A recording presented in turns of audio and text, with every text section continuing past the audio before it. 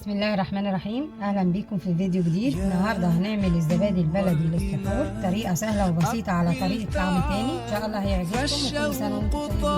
معانا كيلو لبن بلدي نكون جايبينه من اللبان. بسم الله الرحمن الرحيم. نحو السماء مترنما.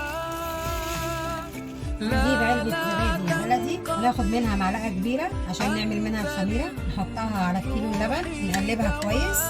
هنعملها بالمضرب، نضربها حلو، ممكن نضربها في الخلاط بس انا بحب اعملها بايدي.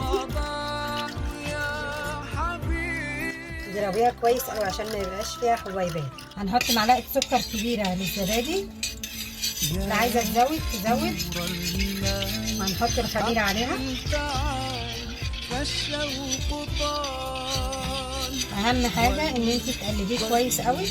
هنقلبه بالمضرب شويه وهنرفعه على النار، نفضل نقلب فيه لغايه ما يغلي. بعد ما اللبن غلي هنطفي عليه ونسيبه يهدى شويه. وبعد ما اللبن اتغلى وسيبناه يهدى شويه هتشوفيه دافي بصباعك ولا لا.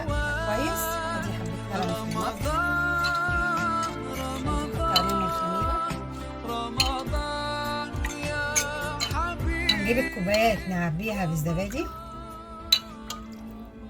يا نور الهلال أقبل تعال فالشوق طال. هنعبي الكوبايات كلها ونحطها في صينية.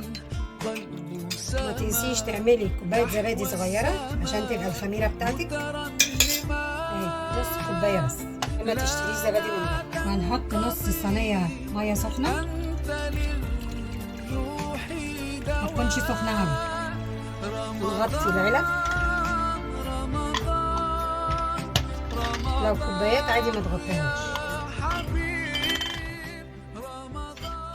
تولعي الفرن 5 دقايق قبل ما تحطيها يدفى، وبعدين تطفيه وتغطيها بقماشه وتحطيها في الفرن. ودي الزبادي بعد ما طلع من الفرن، بصوا متماسك ازاي. بسم الله الرحمن الرحيم. جميل وتحفه. الكيلو عمل 6 كوبايات كبار. بالهنا والشفا.